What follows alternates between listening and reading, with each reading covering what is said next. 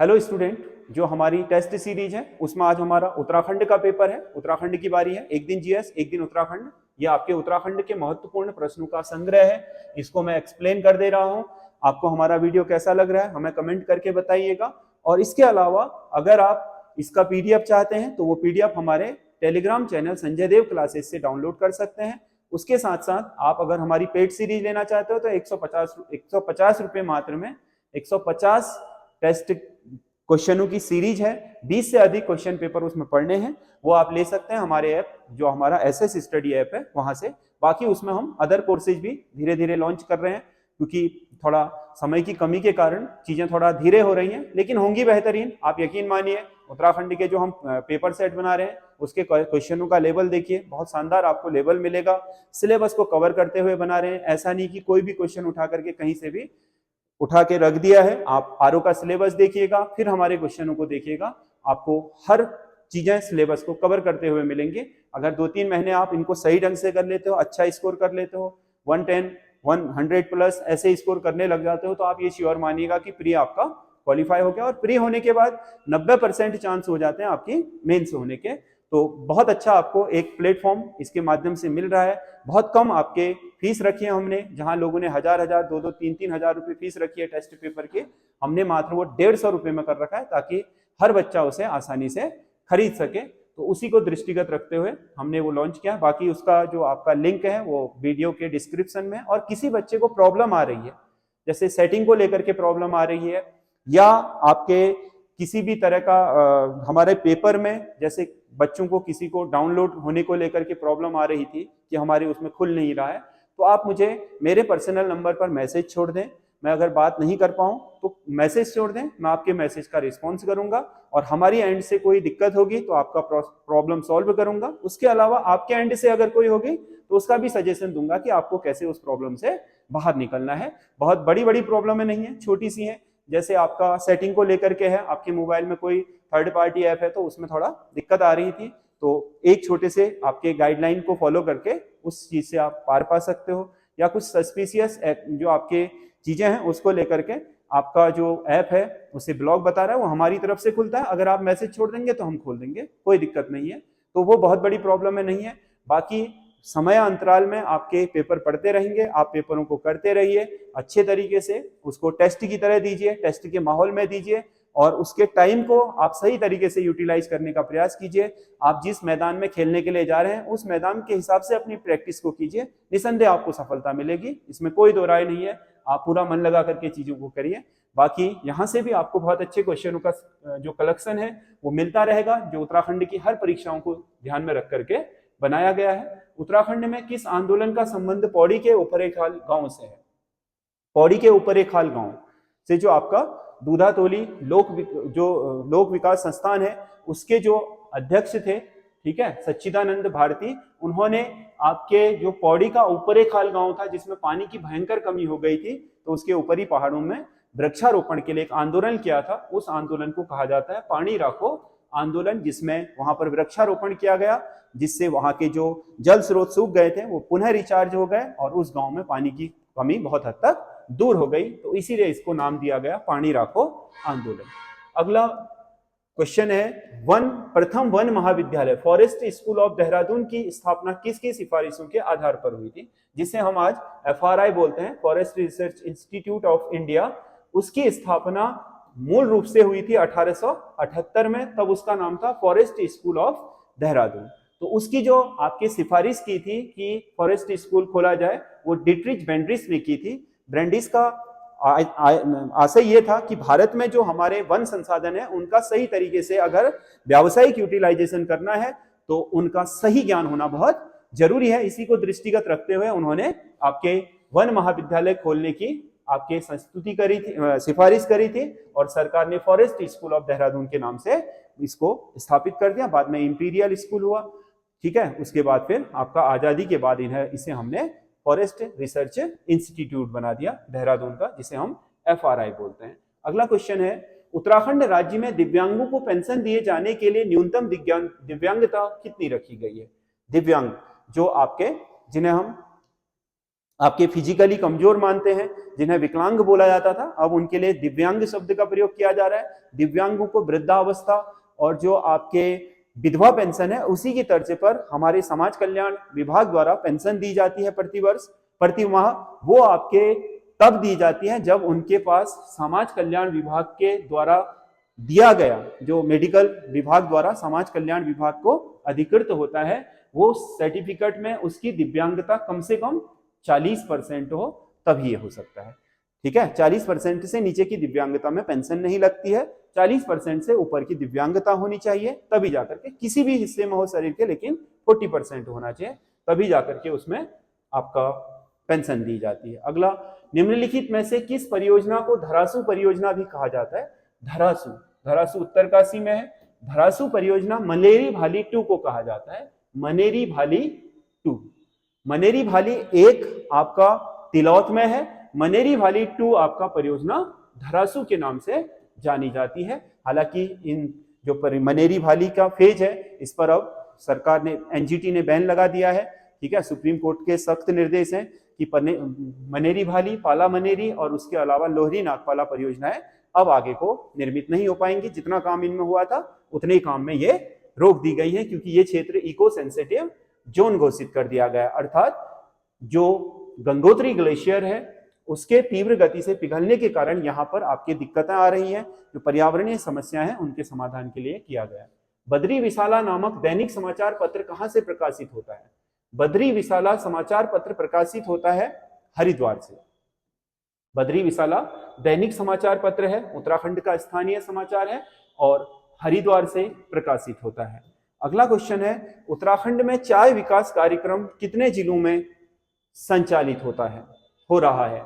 उत्तराखंड में चाय विकास कार्यक्रम टोटल 13 में से 9 जिलों में संचालित है। उत्तराखंड के 9 वह जिले जिनमें आपका चाय बागान लगाने के लिए उचित क्लाइमेट और उचित भौगोलिक व्यवस्था है, ऐसे राज्य के 9 जिलों में, पर्वतीय जिलों में ये आपका कार्यक्रम चल रहा है, उत्तराखंड चाय विकास कार्यक्रम, जिसके तहत विभिन्न स्थानों पर जहां जहां बाग लगाने की क्या है परिस्थितियां हैं, अनुकूल हैं, वहां वहां पर चाय के बागान लगाए जा रहे हैं। राज्य का पहला सरकारी मेडिकल कॉलेज कौन सा है? सरकारी मेडिकल कॉलेज, राज्य में 3 ही सरकारी मेडिकल कॉलेज हैं। Doon medical college, Srinagar medical college जिसका नाम वीर चंद्र सिंह गढ़वाली है, और सुशीला तिवारी मेडिकल कॉलेज जो हल्द्वानी में है। जॉली ग्रांट मेडिकल कॉलेज आपका हिमालयन हॉस्पिटल ट्रस्ट का है, वो आपका सरकारी नहीं है, वो एक ट्रस्ट है। ये आपके 3 सरकारी हैं, जिसमें से सबसे पहला जो है, जो आपका सुशीला तिवारी हल्द्वानी वाला है, इसे मेडिकल कॉलेज का दर्जा दिया गया था। 1997 में स्थापित हो गया था। 2004 से ये एज ए मेडिकल कॉलेज आपका काम करना शुरू कर गया। तो ये आपका सबसे पुराना मेडिकल कॉलेज है इन तीनों में। दून सबसे बाद में बना है, श्रीनगर उससे पहले बना, उससे पहले बना था सुशीला तिवारी। जॉली ग्रांट आपका हिमालयन जो हॉस्पिटल ट्रस्ट है उसका है, ना कि सरकारी है। तो इसमें सुशीला तिवारी पहला होगा। उत्तराखंड का कौन सा जिला सर्वाधिक मत्स्य उत्पादन कर रहा है?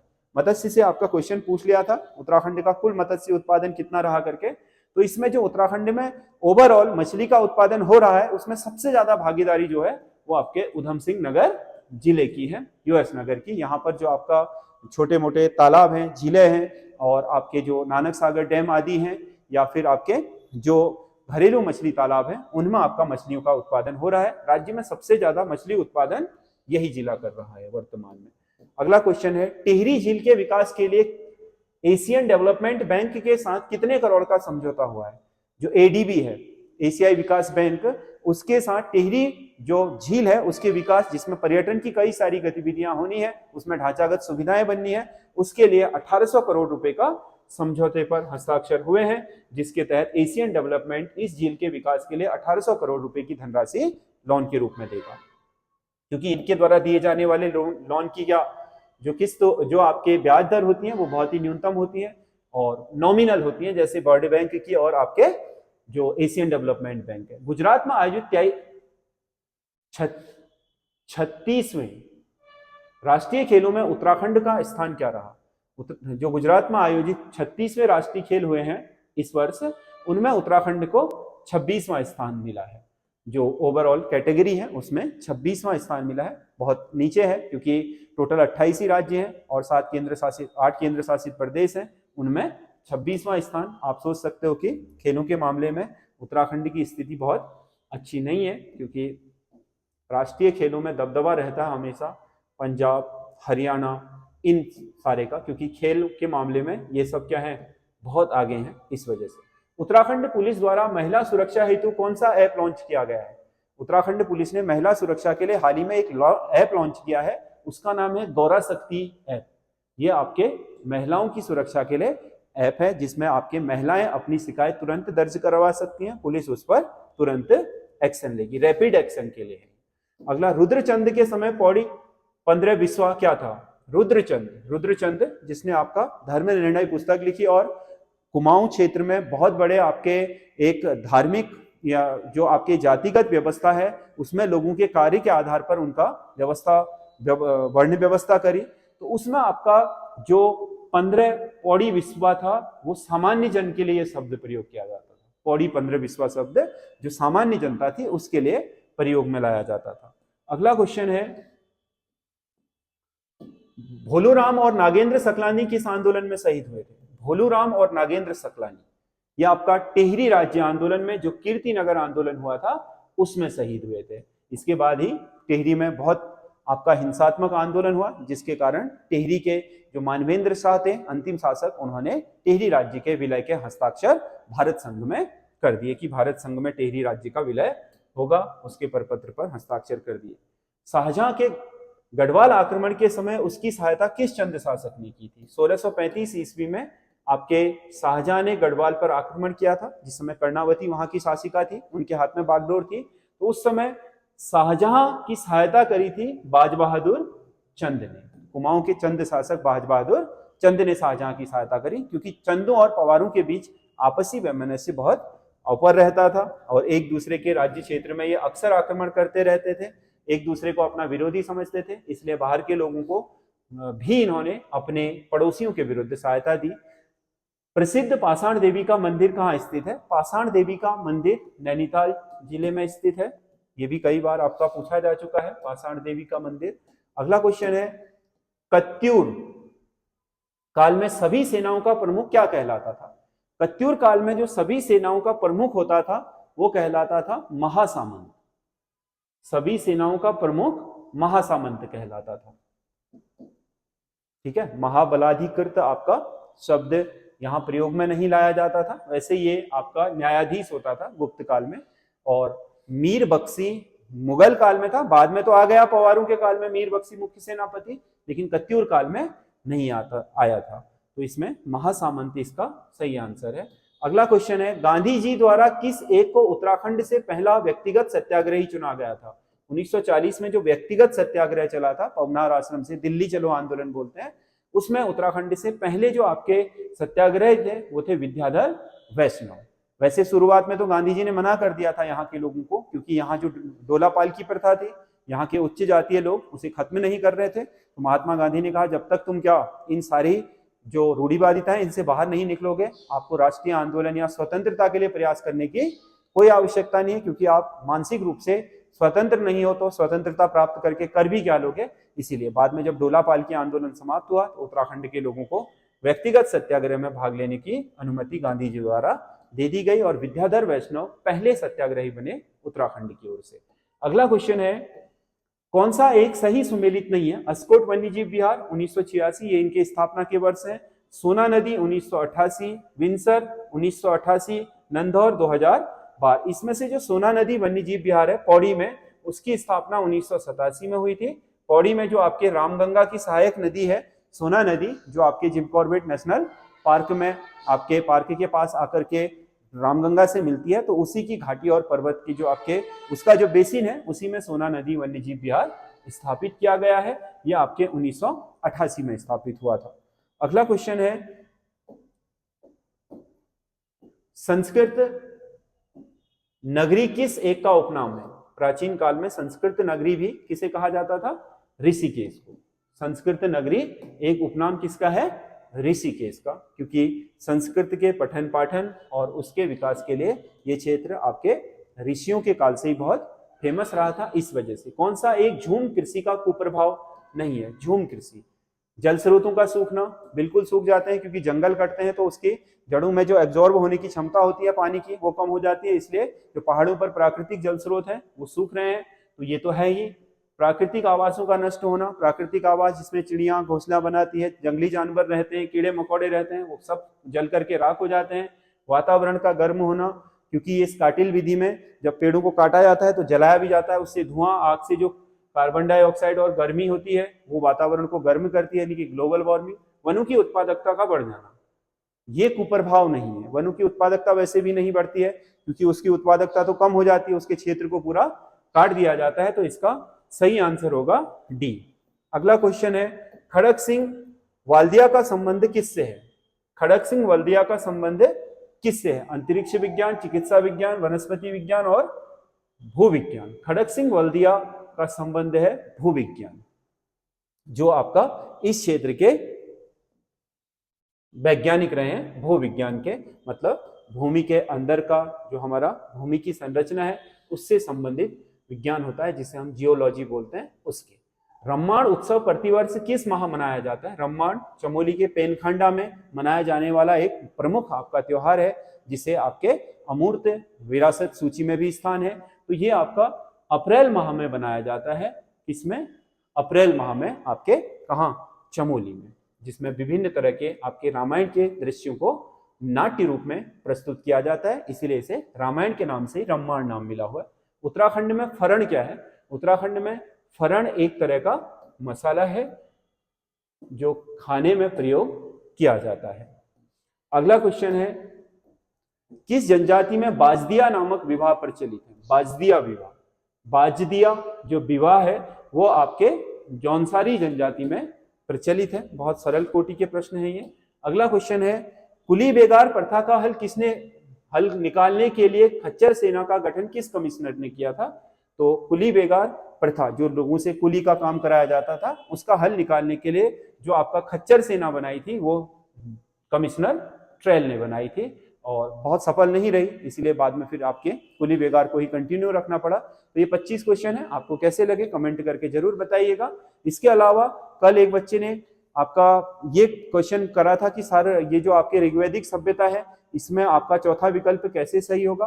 तो मैं बता दूं आपको कि ऋग्वैदिक काल में धर्मांधता नहीं थी, क्योंकि धर्मांधता इसलिए नहीं थे क्योंकि धार्मिक विभाजन ही नहीं थे, और धर्म के प्रति लोगों का जो आचरण था वो बहुत नैतिक था। आज की तरह धर्मांधता या आपका जो राजनीति के कारण धार्मिक जो तुष्टीकरण होता है, राजनीतिक दल अपने अपने धर्म या अपने अपनी जाति अपने अपने क्षेत्र में जो कर रहे हैं, समझ गया ना, वो सब चीजें उस समय नहीं थी। एक ही मात्र धर्म था, जिस धर्म को आज हम सनातन बोल रहे हैं वो धर्म ही वहां पर व्याप्त था, इसीलिए उसका किसी के साथ टकराव नहीं था। उस धर्म में बहुत ज्यादा कठिनाइयां भी आपके ऋग्वैदिक काल में नहीं थी। बाद में उत्तर वैदिक काल के बाद धार्मिक अंधता बढ़नी शुरू हुई, तो शुरुआत में धार्मिक अंधता नहीं थी, इसीलिए उस काल की विशेषता में वो नहीं है, बाकी सारी उस काल की विशेषताएं हैं। तो उसका एक्सप्लेनेशन ये है। बाकी आप लोग जो आपके क्वायरीज होती हैं उसे हमारे कमेंट पर लिख सकते हैं, सुझाव लिख सकते हैं, या किसी प्रश्न को लेकर के आपके जो स्रोत हैं उनमें कुछ और दिया है तो वो भी आप लिख सकते हैं, जैसा आपको ठीक लगे। और बाकी आप कमेंट्स कीजिए, वो हमारे लिए बहुत उत्साहवर्धक होते हैं और हमारे में सुधार करने के लिए भी बहुत अच्छी हमारे लिए एक निर्देशिका होते हैं, गाइडलाइन होते हैं। तो आपके सुझाव हमारे लिए बहुत इंपॉर्टेंट हैं। धन्यवाद।